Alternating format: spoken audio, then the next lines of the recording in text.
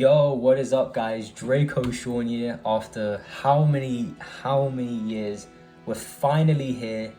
I've got a lot to say. I know in terms of my personal life, I'm not going to bring that up, but what I will say is I'm really loving One Piece right now. It's been amazing. This arc written right now is arguably one of the best arcs in the post-time skip, one of the best arcs in One Piece, I think. This flashback is unbelievable. I'm loving it. But yeah, let's get straight into this chapter, because I'm gonna do some other videos now. I'm really feeling like talking about One Piece now, and what I'm gonna do is I'm gonna talk about this chapter in this video, and I'm gonna be creating some other videos talking about some of the other stuff that's been happening and giving my thoughts on, Egghead, Wano, and obviously Elbaf itself, and talking about certain characters. But yeah, let's get straight into this chapter 1167.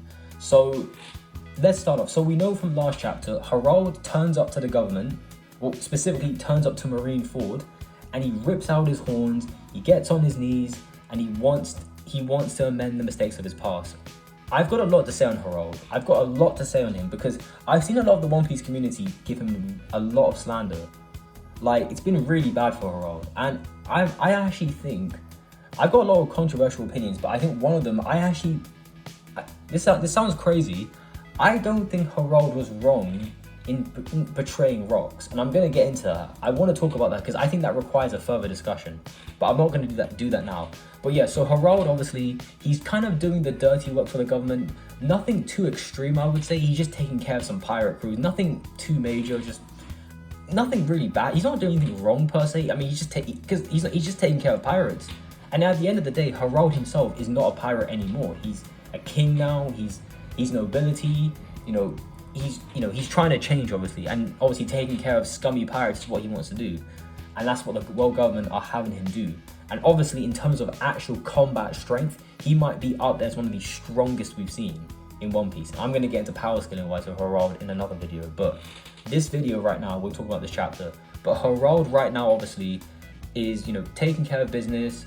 He's now building rumors about himself about the Florian Triangle, which I'm now thinking, this goes back to Thriller Bark. Thriller Bark, I'm telling you, is going to be a way more important arc than we give it credit for.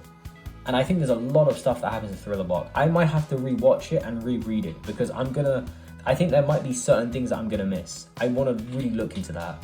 But I'm absolutely loving that. I think it's interesting to see where it goes here for Harald, because we're going to talk about what he does later in this chapter.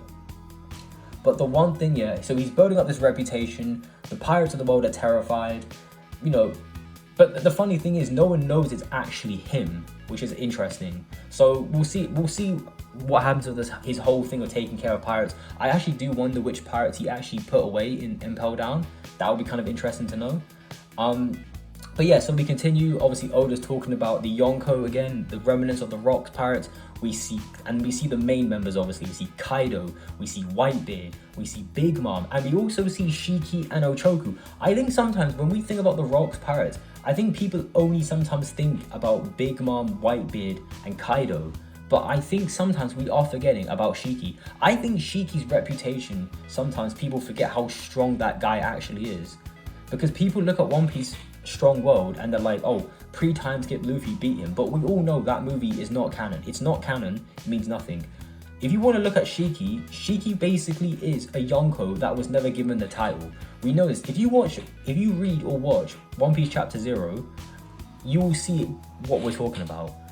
And it's cool, it's good they show Shiki in this little spread of the other Yonko with Big Mom, Kaido, and Whitebeard. And we also see Ochoku as well. And Ochoku, we know, is also quite a prominent pirate. Now, he wasn't at God Valley with Rocks and the others, because we do find out he is the one that betrayed Rocks. So, and technically, he kind of caused the whole incident as well. He technically caused it.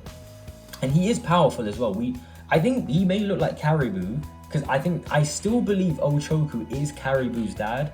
I think Oda's just waiting to confirm that for us. And we know that Blackbeard defeated him. I think people sometimes think when Blackbeard beat Ochoku, people are like, oh, it's a Blackbeard feat. But I think people also forget what Blackbeard said to Kobe. Blackbeard said to Kobe, I needed help to take down Ochoku. He said that. He said, thanks to you, hero, I was able to take down Wang Zi or Ochoku, whatever you want to call him. And it's cool that Oda's showing him here, because he also became a powerful pirate, because remember, he was in charge of the pirate island for how many years? And considering that's in the New World, where we know the Yonko rule the New World, so the fact that he had his own territory there, for me, just shows you how powerful he is, and also shows you how powerful he was to keep someone like Blackbeard away. And Blackbeard did beat him, but remember, Blackbeard's got a powerful crew, and also Law and Kobe were also at the pirate island as well. So it really shows you that all of that was required just to take down him. That to me is insane. So then they mentioned, and of course, as good as these guys have all been, they obviously mentioned specifically the Roger pirates. So we're seeing obviously Roger, Rayleigh, Gaban, and narrators going obviously into the fact that Roger gets executed, and you know, we know all that stuff already. But what's interesting is then we get it from a different point of view, from the Navy's point of view, and obviously now we're seeing Giants join the Navy. So now that's becoming a big thing, and we know some of the Giants, like I think Ron's the one that Whitebeard takes down, Captain John Giant, sorry. You know, they're all there as well, so that's really cool. Now this is where things get interesting. So we see Harald, he's just walking through the Holy Land, and we just hear celestial dragons just chanting his name, or I want that guy as myself, you know, saying the most nonsensical things ever. I do actually want to know what Harald thinks about the slavery in the Holy Land, because he obviously knows about it, but what does he think about it? I think that's what I'm so curious about. What does he think about it? But what I love about this, we get some lore here, some very, very interesting lore. So Harald meets the Gorosei, and it's interesting. So we find out now about how the whole Holy Knight and the Gorosei thing works. And I think there's something interesting in this whole discussion. So, couple things. I always had this in my head. Do all the Celestial Dragons know about Emu's existence? Do all of the Celestial Dragons, including the stupid ones, not just the God Knights, not just the Gorosei, do all the Celestial Dragons know about Emu? And the answer to that question is no, because we find out in this chapter that only the Gorosei and only the Holy Knights know about Emu. No one else knows about him. Emu, to everyone else, is a complete enigma. And then we find out about the whole system. So if you know about the Holy Knights, they have something called the Abyss, which is something the Gorosei have, that the Gorosei use they can teleport to other locations. The Holy Knights also have this, and it allows Emu to sometimes possess them. So we find out more about this whole thing. So from what the Gorosei explain, there are 3 levels to a contract. So the first contract is what we call a shallow sea contract. So that's the first stage apparently. And then above that is a deep sea contract. And then above that is the deep sea contract. So there are 3 stages in this contract apparently. So Harald, obviously, he's very new to this. He doesn't know what's going on. We as the viewers don't know what's going on. I absolutely love that Oda's explaining this a bit more. So we actually find out that there are only 13 individuals in the entire world that have the privilege of receiving this mark from Emu. Only 13. And it's interesting. So that would imply, because obviously I would assume based on that logic that the 5 elders have their own marks, and that would basically mean 8 other God Knights. So that implies realistically there are in total 8 God Knights, I'm assuming. And 5 of them are, and obviously the other 5 are the Gorosei, so that would make 13 in total. And now obviously Harald has just received his mark. So it's interesting. We don't know much about the mark. All that we know is it probably allows him maybe for teleportation. So maybe he can do the Abyss, very similar to the God Knights maybe. We don't know, we're gonna find that out. But that's really interesting lore. That's really interesting lore. And obviously Harald really wants Elbaf to become a member nation. And also it's really interesting that Harald brings up, there's a ruler. He mentions something about a god, and he's like, wait, what do you mean by god? And obviously that god is referring to Emu, because remember, Emu's existence is meant to be a mystery to the entire world. Only God Knights and Celestial, and only God Knights and the Gorosei only know about Emu. And it's even interesting that even when you receive a shallow sea contract, which we know is the initial stage, it doesn't mean you automatically get access to Emu. And we see Nash Juro talking about this to Harald, mentioning that no, it's only when you receive the deep sea contract or the deep sea contract, then you can actually have access to seeing Emu. So actually, when I think about it now, it's crazy. So there's only the God Knights, 8 God Knights have it, and the 5 Elders have it. So that's all the people that have the mark. So that's really interesting. And obviously Harald wants to join the world government. You know, he's being very naive, obviously. We'll get, again, this is very interesting. We're going to see what happens with this whole thing, because we all know in the end, Elbaf does not join the world government. So Harald does something that pisses these guys off. But then, we then go into another part of the Holy Land, and we go to a place called the Knights Temple Shangara, the domain of the gods. And we see, now this is interesting, we don't know really too much about the landscape of the Holy Land. We know obviously the Holy Land is obviously, you know, it's the Holy Land, but we haven't explored the actual cities of the Holy Land. And it's kind of cool that we're seeing another city, but this city is a temple for the God Knights. And it's really cool we get to see them. And we're seeing Garling, our boy Garling. And you know what's so interesting about this whole thing? I wonder, does Harald know that Garling was the one who killed Rox? Now, I'm assuming not. I don't think Garland would mention it, because I don't think they want to piss off Harald. He's the last person they want to piss off. Because as strong as Garling is, he's definitely not stronger than Harald. That is not even up for debate. I mean, we saw Rox absolutely decimate Garling, and Harald is implied to be just as strong, if not stronger. So, you know, it's really interesting to see what happens with that. But we're seeing Garling. He's got a little mustache. Looks like his glass. He's got his glasses that he wears to this day. And then we see Summers, and we see a kid that looks like Shanks, which we assume that is Shamrock. Now I'm gonna get into Shanks because there's a lot to talk about with him. But it's really cool. We're getting to see the landscape of the Holy Land, and we're seeing Garling. And he's also explaining how the whole procedure is going to work between him and Harald, in terms of obviously communication. Because even though Harald he's got the contract like the God Knights do, he hasn't got the same level of contract. Because remember, Harald is only on the first stage of the contract. There are 2 levels of the contract: the deep sea contract and the deep sea contract. So those are the next levels. Once he gets to that, then once he gets that next contract, then he will be able to see Emu.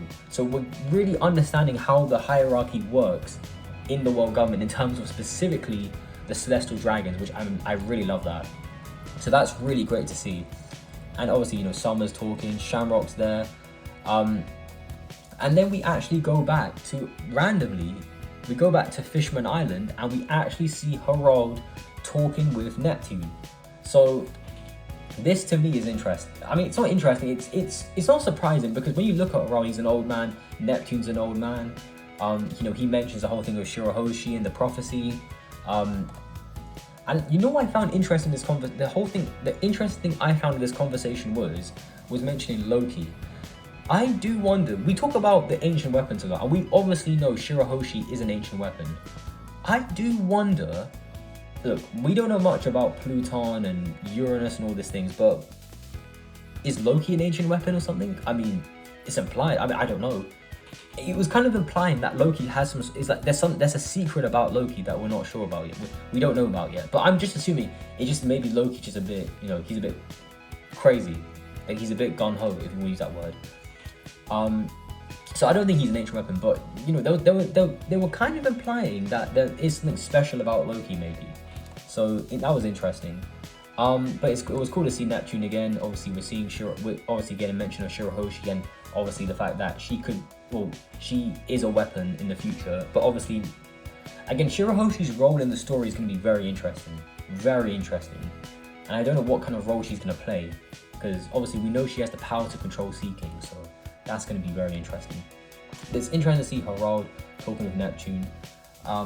I do wonder also if the contract that the 5 elders gave Harald are actually ways of listening onto what Harald is doing, like as a way of also spying on Harald. Because at the end of the day, we don't know what these contracts do to the actual person wearing it. Maybe Emu can monitor everything you do, which is crazy. But yeah, so we're jumping all over the place here a little bit. So we're obviously going back to Elbaf again. Harald has gone all the way back to Elbaf. I do wonder how Harald is able to travel so quickly. Maybe again, these are massive time jumps, so we don't know how long. This could have been 2 months ago, 3 months, we don't know. But we see Jaguar D Sol, and obviously I think because this flashback takes place around 20 years ago, Jaguar D Sol, obviously we know the whole Aura incident, and this is obviously, he's a survivor of that, and he obviously heads back to Elbaf, and he wants to open a school, obviously, and Harald wants to open a school. So that's the interesting thing. So we're obviously seeing that whole thing of the school as well, and it kind of goes back to what they were saying in the current storyline, where, you know, obviously the books and the school itself is so important for Elbaf's future, because it's meant to symbolize peace in a sense, which I love that. Now this is very interesting.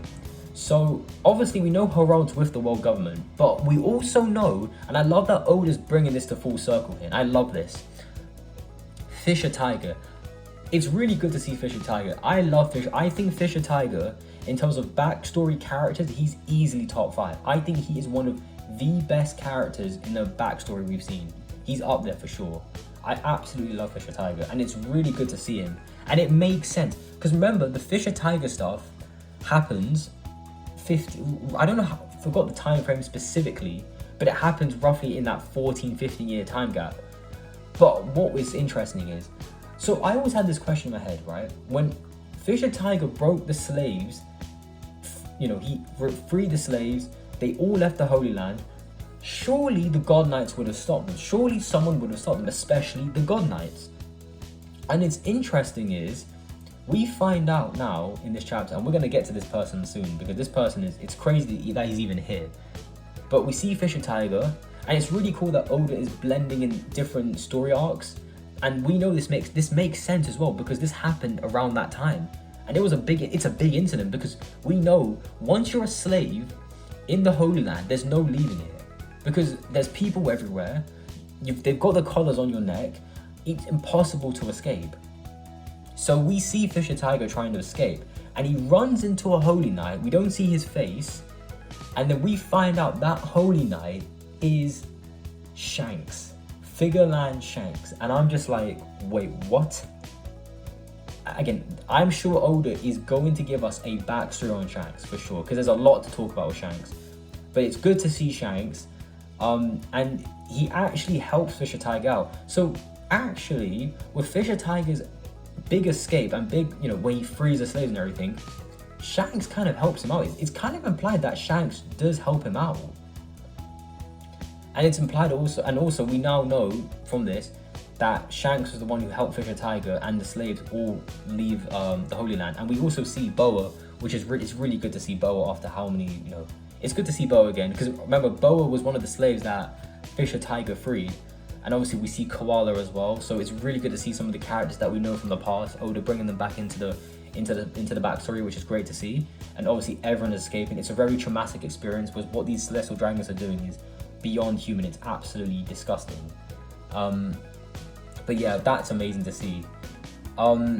So wow, and yeah, Shanks, I don't know what to say, honestly. I think, and the stuff that he was saying in this chapter, now obviously he's the one who freed the slaves. Now I wonder, was this simply just an infiltration mission, but was it on someone's orders? Maybe this is what Roger told Shanks, and you know, Shanks started crying as a kid. We don't know if that was the case, maybe, but we see Garling talking to Shamrock and Shanks, so it's kind of implied that, because I was also wondering this, how did Shanks just turn up to the Holy Land? And one of the things that was really interesting was what would his family think about him?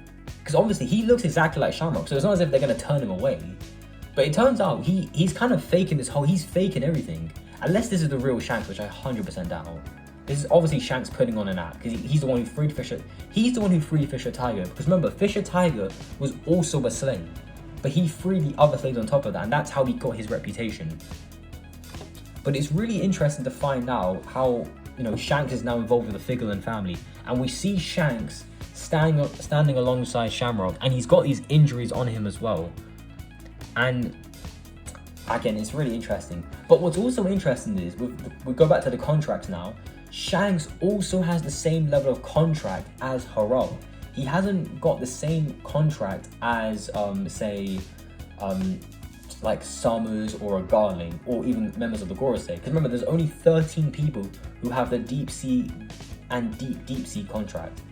But Shanks has, again, the same contract as Harald. And they mentioned the God Steel. So this, I think, goes back to Gonko. Because remember, if you go back to the God Valley incident, Gonko is referred to as God's Steel, which we know that's like a rank below the God Knight. So technically, Gonko wasn't a God Knight at that time. So I'm also assuming at that time, Gonko also had the same level of contract like Harald, like Shanks.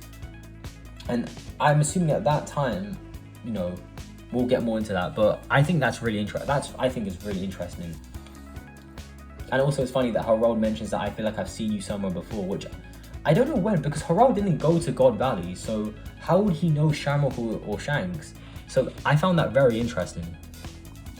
But again, the way Shanks is talking, he's obviously putting on an act. Again, I don't know what the full scope of Shanks' plan is, but I guess we'll find out. But it's really interesting to see Shanks with Shamrock. Well, I guess we're going to find out what happens between the two of them. But yeah, I can't wait to find out more about that. And then the last part of the chapter, Loki. I think Loki, again, Loki's another character. I can't wait to learn his whole story, because we're going to get that also, I'm assuming, as well in this flashback. But we see Loki. So first of all, we see Ida. She is sick, of course. Has to be a sickness. But we find out there's more to that sickness. We find out that the people from Estrid's village, so Loki's mother's village, the same mother that threw Loki as a baby and left him to die. And no, those people try to kill Ida because Ida wants, well, so not Ida wants to marry, Harald wants Ida to marry as the, you know, and to make her the queen of Elbaf, but obviously Ida doesn't care about that. She just wants to be, you know, just managing the tavern, just doing her own thing, enjoying life and befriending sailors. That's what she wants personally. But yeah, it's really sad. It's really sad to see that. And again, Ida's a very good person, you can tell. And it's so cool to see Loki. Obviously, Loki's like, he's very cheerful. He just, you know, he's killing animals and telling Ida, come eat this, it might make you feel better. It's kind of like a little kid, honestly. Like, it's like when one of your family members are sick and a little 10-year-old comes in and he gives her like a pasta, even though the pasta probably doesn't fix the illness. It's just them being nice. I feel like that's what Loki was doing. And obviously, it's interesting about this because no one on Elbaf, and according to Ida's orders, Harald does not know about this at all. And I think this is gonna push him over the edge. This is gonna push him over the edge. So we actually see Loki, and also Haruden also is trying to find a remedy to this Ida's sickness. But Loki obviously goes to Estrid's village and finds out the truth, and he absolutely burns the village to the ground. And this response from Loki, this is a big character moment for Loki. Big character moment. Because it's funny, he even mentioned, he's never really talked about his mother. I don't think Loki's ever mentioned his mother before. This is the first time he's ever mentioned his birth mother, Estrid, who that same woman tried to kill him as a kid. And it's so cool that he recognizes, he gives his lovely speech, and he mentions that Ida is the only mother I have ever known. And he's pissed. He's absolutely pissed off, and he burns that village to absolute hell. And he's just saying things like, Ida's gonna be okay, right? Now, we don't know who the person Loki was speaking to in the transponder now. Is that person Ida, maybe? Look, it's possible. It's very, very possible. But, wow, I mean, again, really big moment for Loki. Obviously, Loki for me is shaping up to be one of the most interesting characters, and I'm very interested to see what Oda's going to do for his future, because he's definitely going to be an important character for sure. And especially we're going to get his backstory as well, I'm sure. Especially after we get the stuff with Harald, we're going to get more into Loki, I'm sure. So it's really good to see that. But yeah, that's the chapter. I mean, I think this chapter was amazing. For lore and world building, unbelievable. I think the stuff with the God Knights and the Ida stuff at the end was unbelievable. That was 10 out of 10 stuff, I think. I want to see how Harald is going to react to finding out that Loki is, well, Loki's burned down the village and Ida's sick. And is he going to find out the truth? We'll find out. But I think learning more about the hierarchy of the God Knights and the Gorosei, I think is very interesting. And knowing who knows Emu and who doesn't, because remember, Emu's existence is meant to be a secret. But wow, what a chapter! I will give this, I would say, a 9 out of 10. I think not too much happened in this chapter, aside from the Shank stuff was insane. And I love that we brought back the Fisher Tiger stuff, because that stuff was important. That's a big moment in the Holy Land when you think about it. Because freeing the slaves, no one has ever done that before from what we know. So that's a big thing. And the fact that the person who helped Fisher Tiger escape was Shanks, that to me is massive. And I really do wonder if we're going to learn more about Shanks' agenda here. Because remember, Shanks became friends with Harald while he was at the Holy Land.